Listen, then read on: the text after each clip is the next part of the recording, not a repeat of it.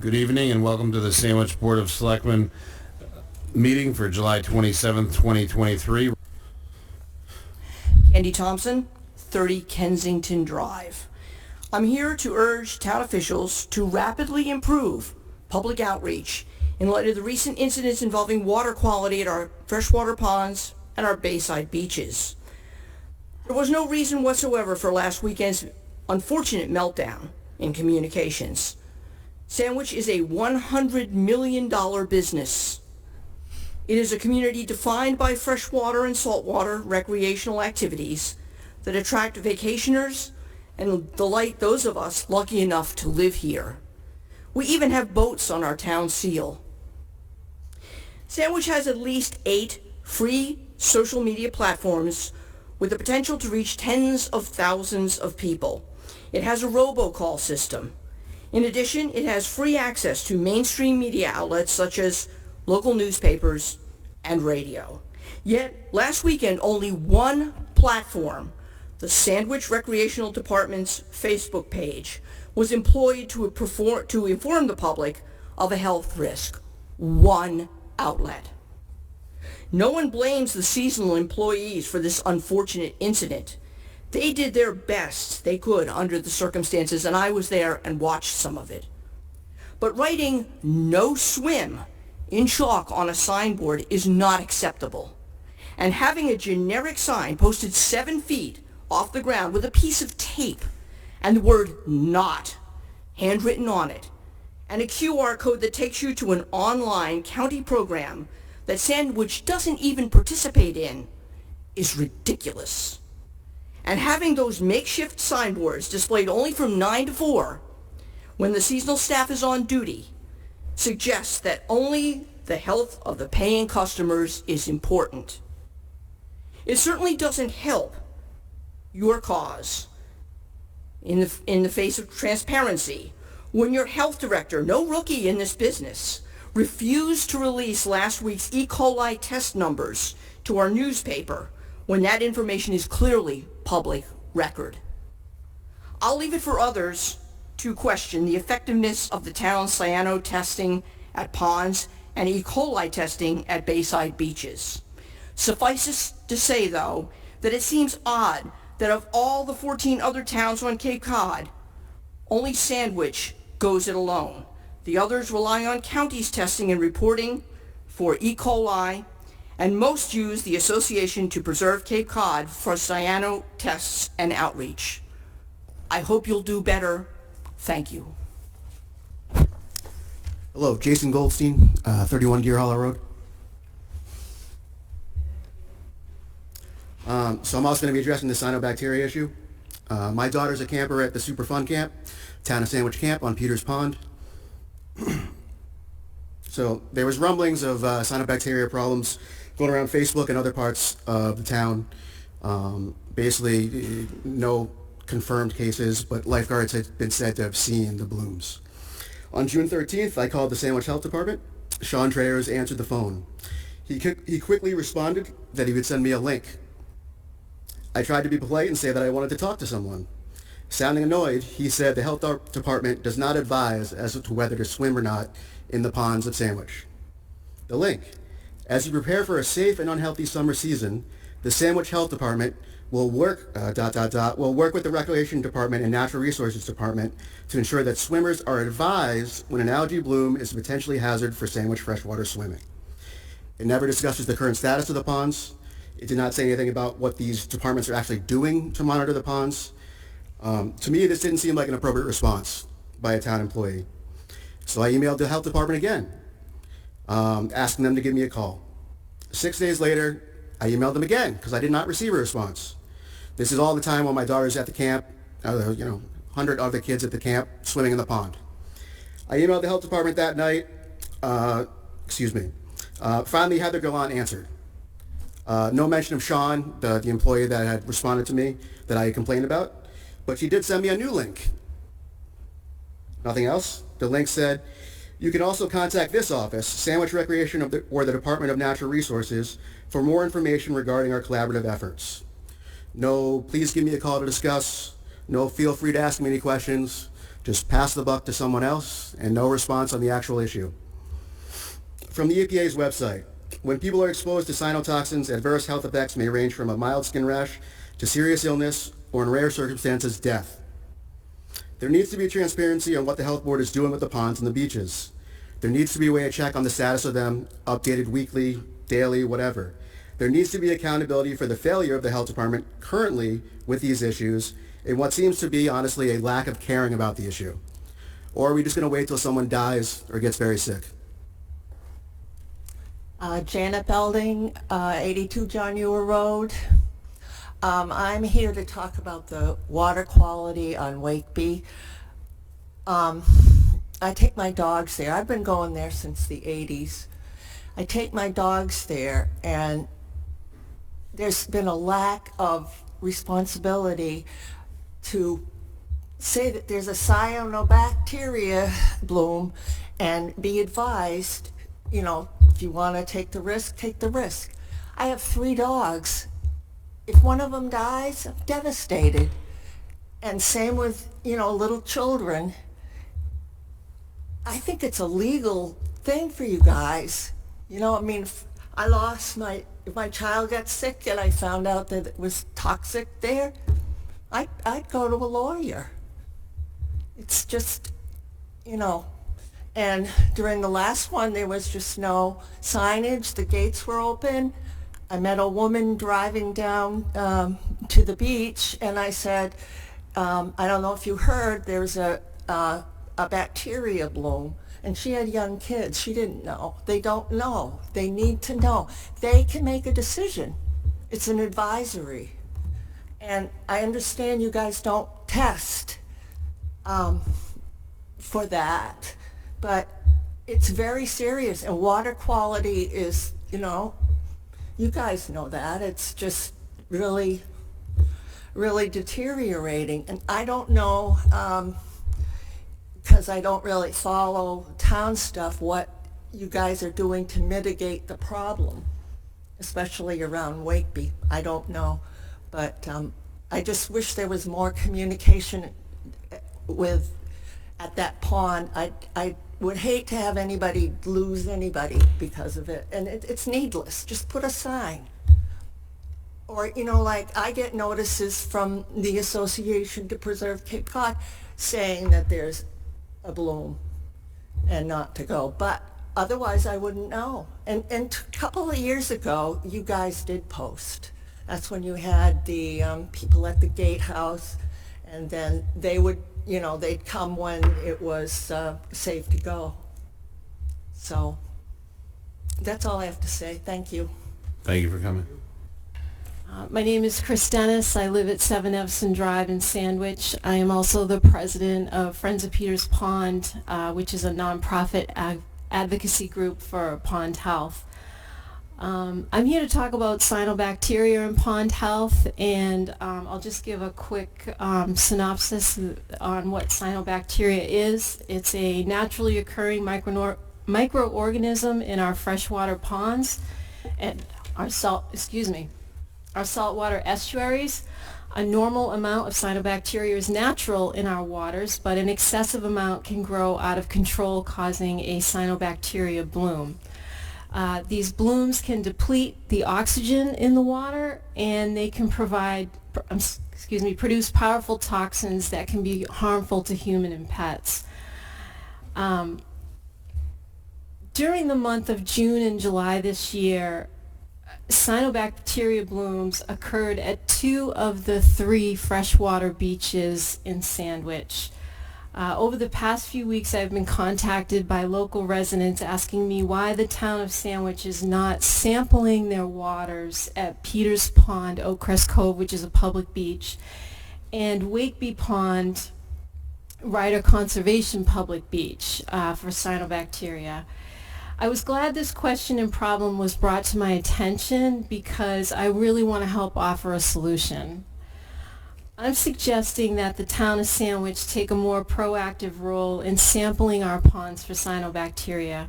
I'm suggesting that they use this data to help make informed decisions about the safety of our waters. I believe this data will help the Board of Health in determining if a public advisory is needed, and equally important, this data will help them to know when to rescind an advisory. Many other towns on the Cape are sampling along with visual observations to determine if their waters are safe. Unfortunately, some people have a different opinion on this approach, and there have been some Sandwich officials that have stated that cyanobacteria is not listed as a state-mandated test. Therefore, we are not required to do so. In response to that, about the state mandate, I think that refusing to sample or test our waters on that basis is negligent. More data equals a better informed decision. No matter what the data presents, the Sandwich Board of Health still has full control over whether or not they post a health advisory. I've also heard some town officials state that the visual observations of a bloom, if a bloom is present, visual observations are enough to see when a bloom is present. If there is no bloom, there is no problem. A visual observation of a bloom is not enough to know whether or not the water is safe. Cyanobacteria is actually its most toxic within the first week after a bloom has disappeared. This is when the cells from the bloom disintegrate. The cell walls break down and the toxins can be released. Although the water is visually clear, the level of toxins are likely higher. I truly believe that additional data from sampling our waters is better than no data at all. To refuse to sample and data collect is to refuse important knowledge, and knowledge is needed to make the best decision about a given problem. So the handout that I gave you is for your reference, and what that is it's a current list of all of the towns that APCC is currently, and the ponds within those towns, the water bodies within those towns, that APCC is currently testing this year. And what's interesting is if you go to page 4, you will see that Sandwich is listed in that list. We have Lawrence Pond, Peters Pond, Snake Pond, Spectacle Pond, and Pimlico Pond. The reason that Sandwich is on that list is because Friends of Peters Pond, our advocacy group, and APCC has generously offered to continue sampling these waters because they want to have a base of every town's ponds. They want to continue sampling. But most towns on this list, there's 14, 12 of the 14 have a contract with APCC. It's a paid contract. In 2021, Sandwich did have a paid contract with APCC, and they did 7 ponds. Not 4, they did 7. And that's because Sandwich had a paid contract with them. So right now, what ended up happening is APCC said, okay, Sandwich decided in 2022 and 2023 not to contract anymore. So they said, okay, well, we're not going to do 7 ponds, we'll do 4. Now, of course, you see 5 here. Pimlico is paying privately. Pimlico residents are paying privately for their sampling. That's why they're on this list. But the other 4 are just by their grace. Okay. So just to give that some context. So there is some good news, and what I had just said, that currently Friends of Peters Pond and APCC have been sampling Peters Pond at the state boat ramp, not at Oakcrest Cove where they've been having problems. So that's important to note. Snake Pond, which is at their public beach, We collect samples there. Lawrence Pond and Spectacle Pond, and the reasoning behind that, APCC knows that they have YMCA camps there. So they felt that those two ponds rose to the list of being important. So for the past 2 years, myself have been trained on how to sample, and it's been great. It's been a great experience. So for the moment, I'm grateful that we've been able to continue this work for APCC so that we don't have a lapse in data on these ponds. But this generous gift of free lab work by APCC could soon end as they are receiving an increasing demand for pond testing in other towns. Towns that currently have a contract and pay for their ponds to be sampled are going to have first priority. For short money, with the cost being around $800 per pond per season, that would be a bi-weekly testing for the summer months.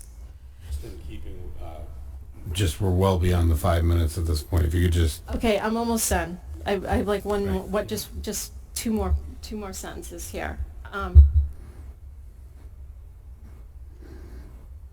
So the cost would be about $800 per pond per season. I feel would money be well spent. Moving forward, if the town of Sandwich would contract with APCC in 2024, we could add the public beaches of Oakcrest Cove and Ryder at Wakeby Pond as new sampling locations, because we already have Snake. And then in addition, we would keep the other ponds that we are currently sampling to keep that data. I'm hoping that you will all give this some time and thought to this proposal. Please know that as president of Friends of Peters Pond, our group is willing to help. We want to work with the Sandwich Board of Health and DNR. I look forward to receiving a reply from this board, the Board of Health, the DNR, anyone wants to discuss how we can help the public and our ponds moving forward. Respectfully, Chris Dennis. Thank you very much. Thank you, Chris. I'll be very brief. Susan Dangle, resident of Mashpee, also resident of Wakeby Pond. I was before you just a few weeks ago when the pond was pea green, and I was asking you or pleading with you to post at Ryder Conservation, not only at the beach, but also at the trailhead where people walk their dogs. Well, it didn't happen until a letter to the editor by myself and some front page news or pictures of my dock showed up in the Sandwich Enterprise. Then it showed up. And the perception is just, it's growing, and people are getting angry. People are frightened for their children. If you look at all of the social media groups that you have in town, people are frenetic about this. And it's, your new sign that's going up on the kiosk is at Wakeby. But it takes you to your pond health page, which hasn't been updated since June 27th. And there's no gate guard at Wakeby. There's no lifeguard at Wakeby. There's no one at Wakeby. But still, to this day, even though the pond has had the advisory lifted since July 7th, there are 4 signs that say don't swim, as of today. 4 signs that say don't swim because of cyanobacteria, although there's people swimming when they go there, and the kids are out on their kayaks and paddleboards because that's where the camp leaves from. And guess what? They go all over Wakeby. So even if they had launched from Ryder, which didn't have a sign, they're all over Wakeby. I watched them. They're having a great time. But during that bloom of those 26 days, the particulates in the pond were absolutely everywhere. Everywhere. And it was a fight to get it done. So I went and spoke to the Board of Health. They don't really have public comment, but they were nice enough to have me share my experience. And they said that they were going to come back with a plan with which to notify the public. And I've since heard, because I met one of them who's a neighbor of mine, and it sounds like they're not going to put it on this upcoming agenda. I'm urging you to have a public hearing for the residents to come to the Board of Health and understand what's being done to keep them safe in water, all of the waters. Thank you. Thank you. And then lastly, I did want to give a little bit of an update on water quality, and I heard all that you did this evening, and things I heard this evening are the first time I heard some of them, and certainly I think the communication can definitely improve. We're in the process of improving them. We're aware of much of it, but I want to walk through both of those issues in a kind of a high level, but note, one, I'm not a scientist, and two, I would recommend that we, have a forum where we have health and recreation and the Natural Resources Department in to talk through these issues. I do think that's an important thing to do. There are responses to a lot of the things that were mentioned, but that we don't want to be defensive about anything. I think a conversation would be very welcome and appropriate. So here's a few of my thoughts based on what I've heard in the last week or so. And first of all, water quality, whether it's freshwater water quality with algal blooms or bacteria in both freshwater and saltwater, are very serious concerns of the town, and they are monitored and managed. And I'll start really specifically with the cyanobacteria in freshwater bodies. We have an established program that's been in place for many years, well prior to the testing that's now been adopted by the APCC, which we can talk about as well. And that really is an observation program that establishes a protocol when cyanobacteria is observed in our freshwater ponds. But that really rests on the foundation that cyanobacteria exists in all of our ponds all of the time. And whether you observe it or whether you test it, if the water looks clear, it still could be there when it's not tested or when you don't observe it. So I thought some of the points tonight that were very well received, and we're working on them, that public knowledge about the presence of cyanobacteria and individuals assessing their own personal health risks related to how they use water bodies of any kind is unfortunately, the circumstance that we have here on Cape Cod and across the nation. So what we do have is a monitoring program. It's worked quite well in recent years and in the past, at least for the bathing beaches that we staff. When a bloom is present, we follow our protocol. The community is notified by an advisory posting on site, and there always are multiple advisories. We do not remove the advisories, so people can see the dates of all the times the bloom has been observed. It does not mean that the bacteria is not there when it is not observed. It is there all the time. And so it's a challenge, and some of the challenges with the APCC testing are, one, I believe the testing having data is a good thing. More data helps us make good decisions. That is, there's no question about that.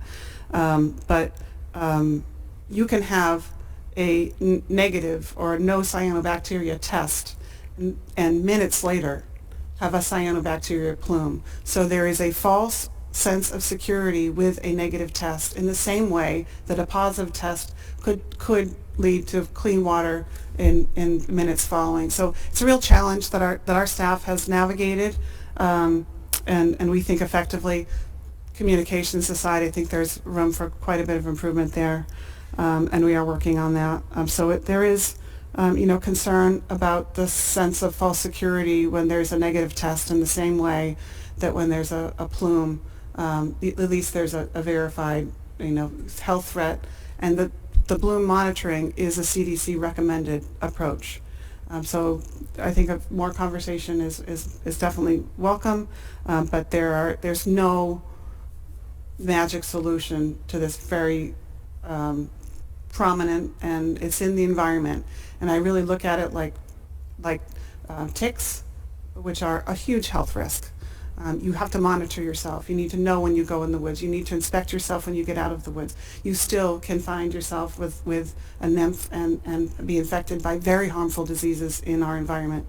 The same. So you have to make a choice how you're going to use that environment. And cyanobacteria falls right in that same category. It is a very serious public health risk with very challenging science that we currently don't have Mass Department of Public Health standards to establish what those counts are for public health. And so anyway, much conversation needed on that. We can definitely do better on communication.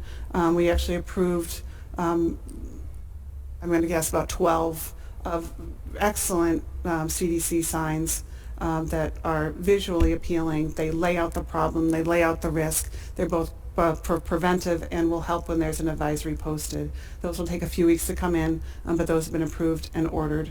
We've ordered kiosks, which were approved by town meeting recently, so that there's a better, I agree, the posting locations of the current advisories is not good.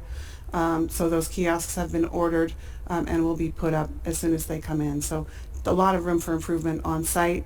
The website is we're taking a good look at that now. We have a team assigned to under the direction of our new community services director, Guy Boucher, will be helping pull those together because the data really sits in several different locations, and we can do better with the communication there.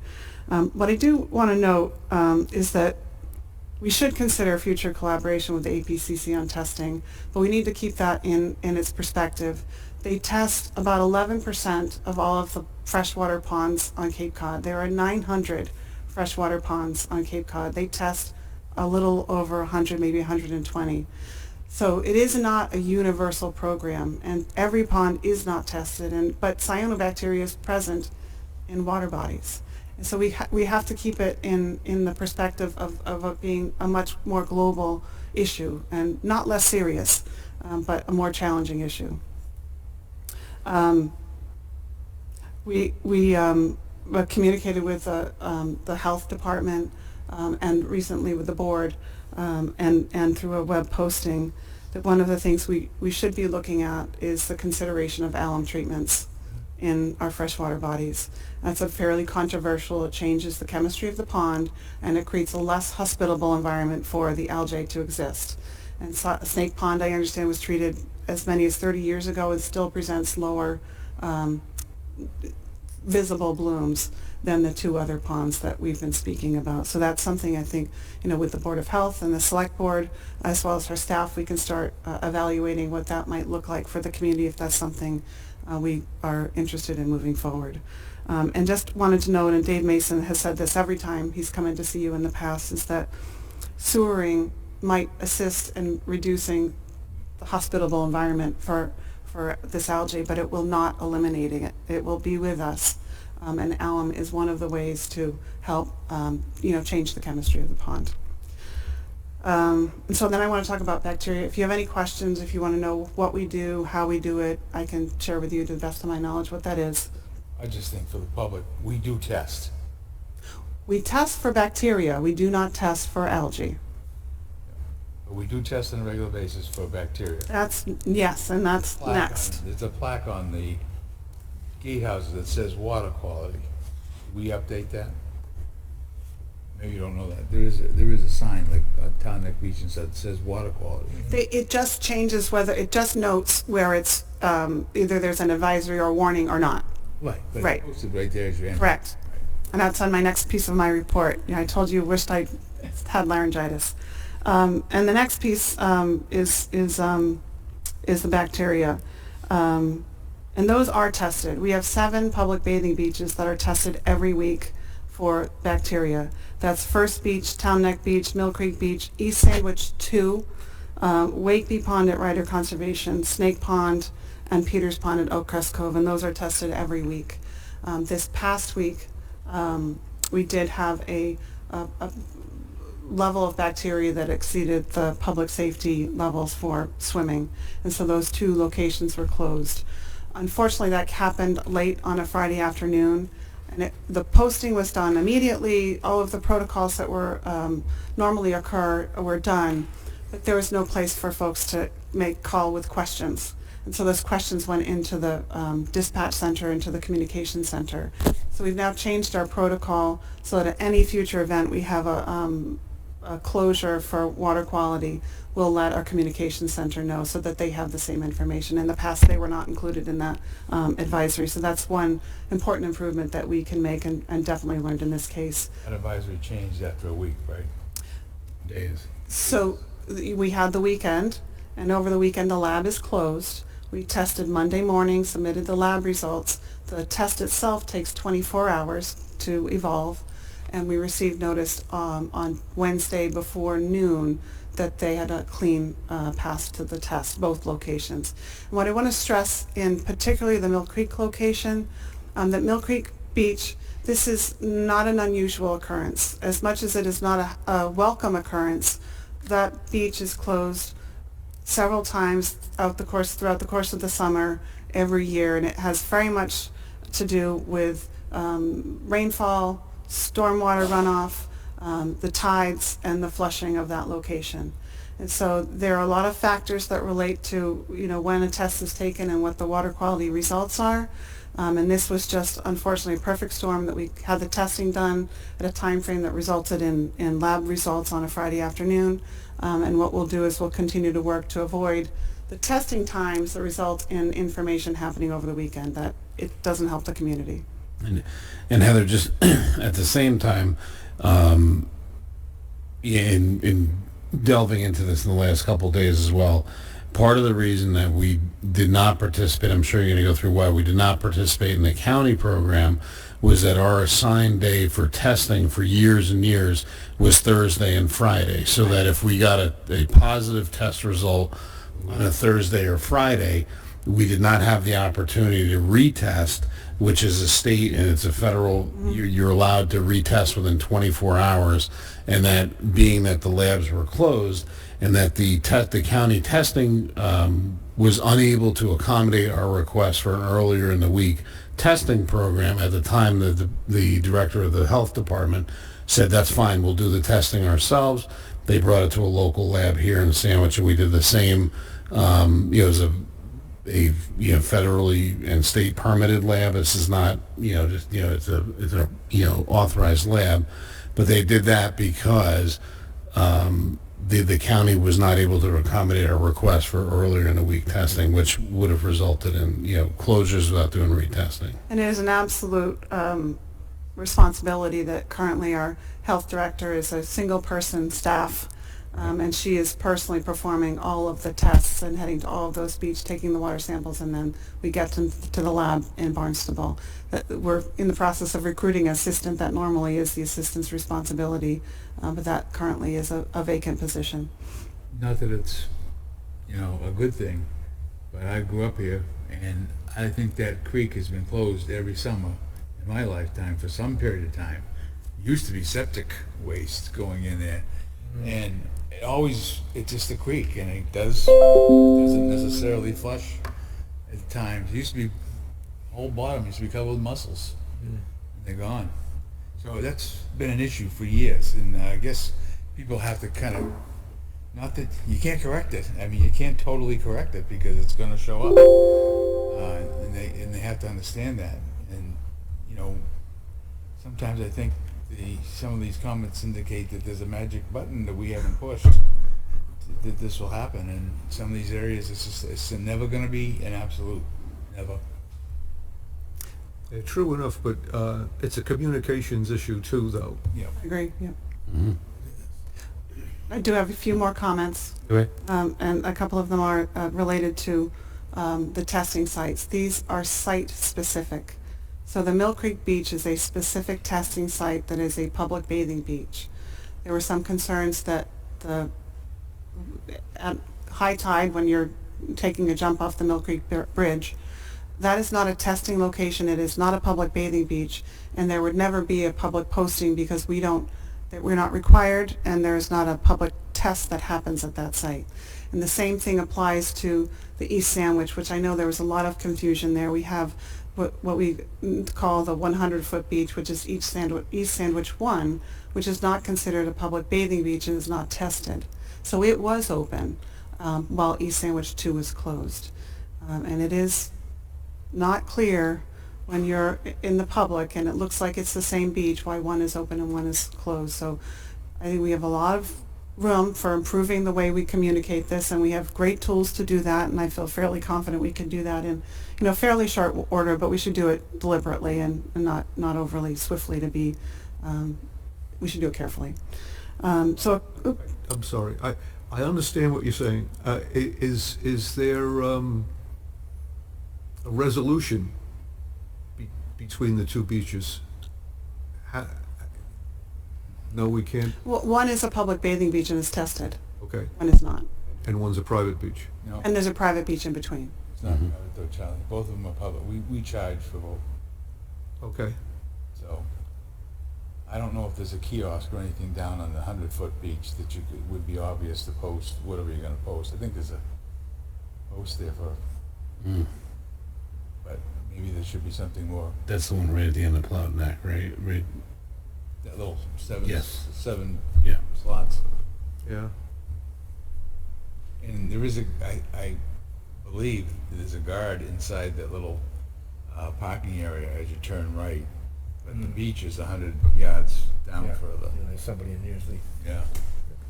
The day I was there, maybe it was just the day I was there, but there was no attendant in that kiosk. Yeah. He's short I think they're short Yeah. sometimes. So just a couple more just for rounding out the discussion, hopefully. Clearly, there are things we can do better. Number one, in my observation, is we needed to anticipate both of these incidents or issues earlier, particularly the cyanobacteria. We had our first observed plume on June 28th. And that's very early. We normally see, that's when we're doing our sort of high-level communication about what to expect for the summer, and then we are confronted with an actual bloom. I don't know if it's the earliest that we've seen, but it's very early. We used to see them late July, early August, so we need to start anticipating those earlier in the season. Our staff is just coming on board that weekend. They're not trained up, to the full that they would be in mid-season, so we need to anticipate those earlier in the year without a doubt. We've adjusted the protocol to include the communication center, which will help in the event we deal with this over the weekend. The communications on the signs heard, they do need to be upgraded, and we've placed the orders for those, particularly the advisories or the warnings relative to the bacteria. There are decals that are removable that belong with those signs, which we either have ordered or now have. We're working on the website, and we'll be working on a PSA with Sandwich Community Television, with the Public Health Department, the Recreation Department, and Natural Resources. So, and again, I would just say it would be worthwhile to have them in and have a more robust discussion. I don't know if this is possible, but you put so much work into the Sandwich 311, which accesses just about anything anybody wants to access. Is there a way to is that feasible to connect that to a alert? Not an alert, but a posting, immediate posting, which would, if someone called looking to see if a beach was open, or it would be easy to access. It may not be, but I'm thinking about it. I don't know the answer to that. 311 is more of an incoming, Right. and then it gets dispatched to a department for an action item. The all-call isn't something that you should be using for just anything. I think these are all common occurrences. They're not pleasant. They are public health issues. They happen routinely. And that we have had protocols in place for many years that have worked well. Clearly, the expectations of the community is changing, and we need to respond to that. And 311. I've had that thought myself too, Mr. Miller. And could Rec have a link on the 311 app? Yes, but we can talk about it. Yes, But it has to be physically. it's what's coming in. What are we responding to? Yeah. Yes, the answer is yes. I'm just not catching how that addresses some of the concerns we've had, but I'm totally open to it, and yes, it's an option. Thank you.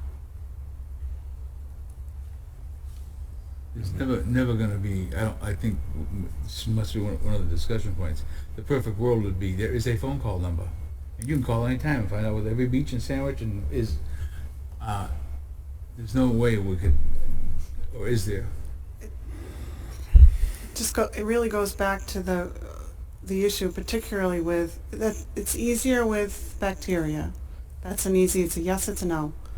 The cyanobacteria is moment to moment.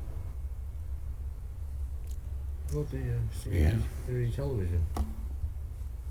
How about the Sandwich Community Television?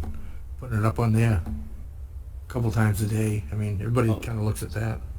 I think that it has to be targeted, right? So you'd have to, so the cyanobacteria, I think that we could probably address that with some of the public outreach that we're going to do moving forward. You know, I think the more urgent one would be if there's a closure, you know, of a public, you know, bathing beach, and that where that would get you for bacteria such as like E. coli or something, and where that gets, you know, posted, we could utilize some of the, you know, the Facebook things. We could use, you know, how we usually reach out to the public, you know, and I know we kicked it around a little bit. You know, maybe something like an updatable, you know, post or something like that. Like it's whoever has the key to that, you know, something like a weekly post or something during the summer from, you know, Memorial Day to Labor Day, you know, the weekly post, like all beaches are open or all, yeah, this one's closed.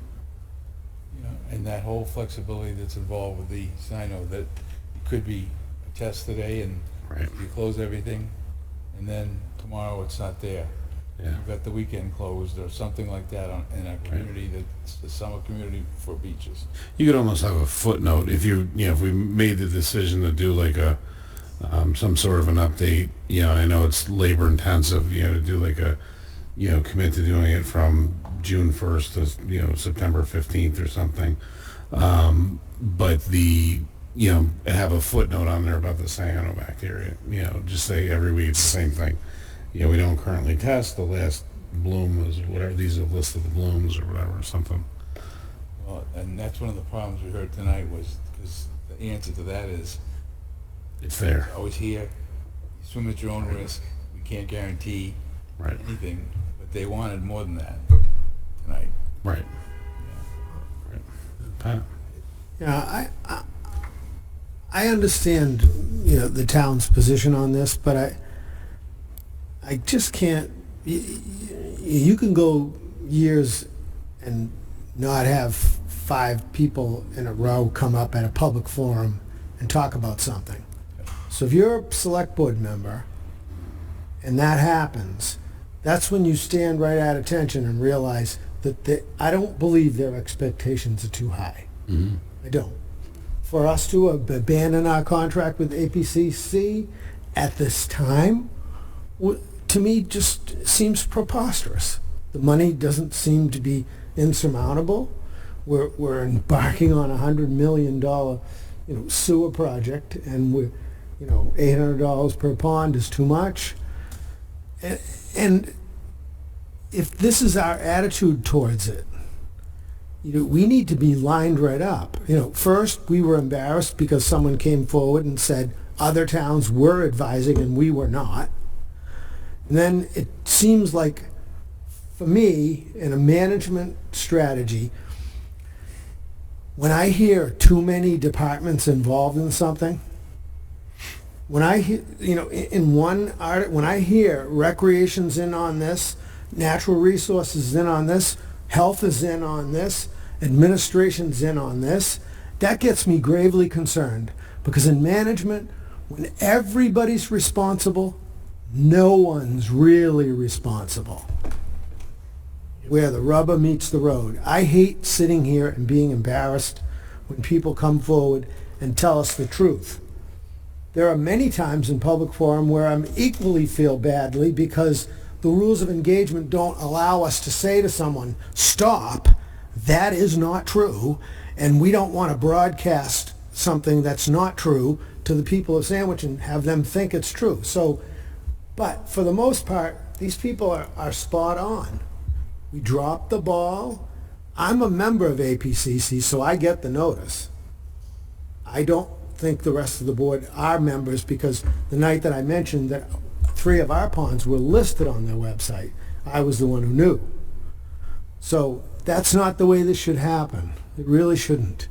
So I don't have a specific, but I do believe it's worthwhile for staff to really get together on this, and that the time to be prepared for this is April 1, and not be ordering signs in the middle of the summer and putting them up in the middle of the summer and worrying about how information is going to be transmitted. If we have staffing issues at Ryder Conservation Area, which it seems like we do, based on what we heard, there's no one at the gatehouse. So you got people going in and out who are not advised. There's a lot here.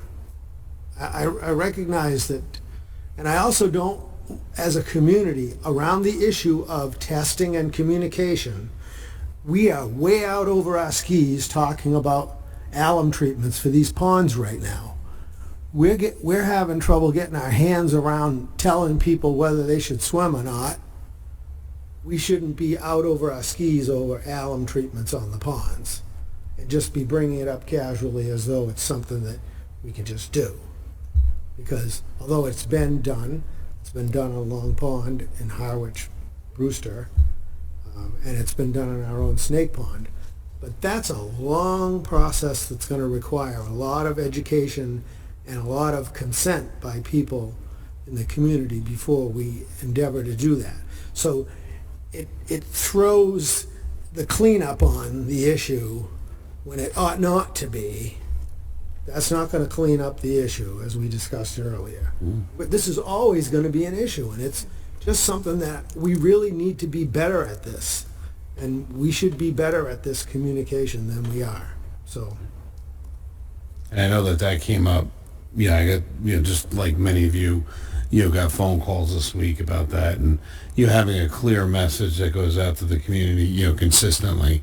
That, just to waylay or appease, we all do care about this. Like this is, at the end of the day, our care is really public safety. We don't want anybody getting sick. We don't want anybody getting hurt. We do the testing, for the bacteria, on a weekly basis. And we've consistently done that in the past, and we're going to continue to do that in the future. Anytime that there's been an issue, we've taken the steps to, make an educated decision of, whether to close the beach or not.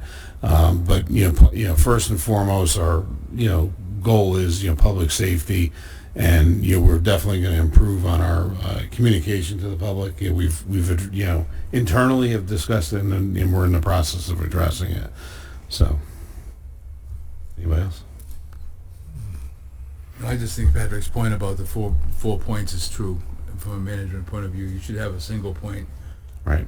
Primary point. You may have backups or whatever, but you're right. You shouldn't have. And I think I want to be clear that the director of public health is the point. They make the call on every the cases. DNR and recreation are there because recreation does have a process to advise anyone participating in their camp and swim programs about water quality. They do that as a matter of routine and have for years. And they manage the beaches and help with the communications at the places they manage. But the director of health makes the call.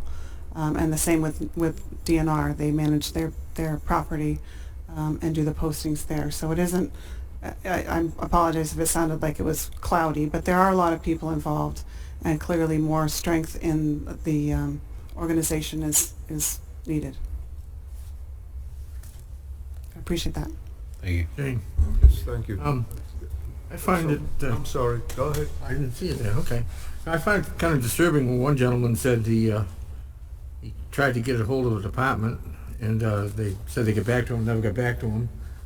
And then later on, again, the same thing. Nobody ever got back to him. And I've had some people call me and said they've called some departments and they don't even pick up the phone. I think we've got a big communication problem going on within our new town hall. So that's something maybe, Heather, you can look at. That is embarrassing when they don't even respond back to them. They don't pick up phones. Mm-hmm. Worst thing you can do. Yep, lack of communication. Oh. Okay. Sure. I'm not arguing at all, Patrick. I don't think, though, just an opinion, I don't think that we should be taking alum off the table, though. If we can cure the problem, Ashley? we should be looking into it, in my opinion. Don't misunderstand me. I'm all for looking into it.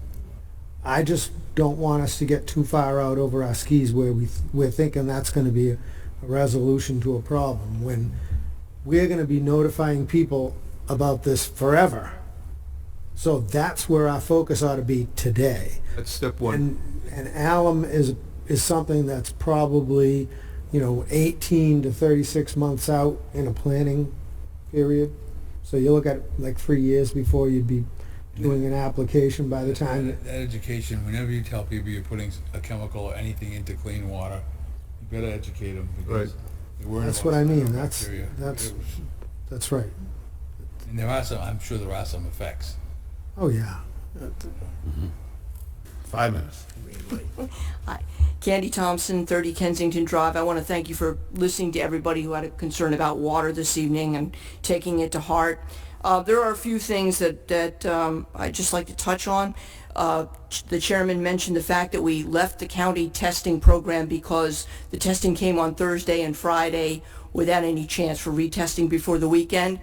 That's the situation we found ourselves in this past weekend. What we lost was the ability to be on the county health department's dashboard where you can scroll down, pick the town, pick the beach you want to go to, and it tells you in real time whether that beach is safe or not. So while we do the testing here, we're losing that ability to inform the public, and believe me, the media looks at that dashboard. The Boston Globe looks at it, WBZ Radio looks at it, everybody looks at it. So what you pick up in your own flexibility, you lose in the ability to communicate to the public. With the parking lot attendants, yes, they were informed, but there's a difference between informing the parking lot attendants and them being informed and being able to relay that information to the public. Believe me, I was there. They tried hard. They had no number to give the public. They had nothing. They were out there. The signage was horrible, and it did go up at 9 and it came in at 4. There was one sign sideways at East Beach too. I actually turned it right side up, but clearly when the attendance went off, the signage came down. Sandwich 311 does indeed allow you to post on the news alert button because on July 23rd, the town manager posted a press release, and there are at least 6 or 8 press releases under that button. It's a great app. You guys did a great job with it, and it's there to be used. Perhaps it's worth considering a beach hotline phone number too, where you just call in and somebody updates it in the morning and it plug and plays all weekend long. And we must have an open phone line for that. That's it. Thank you.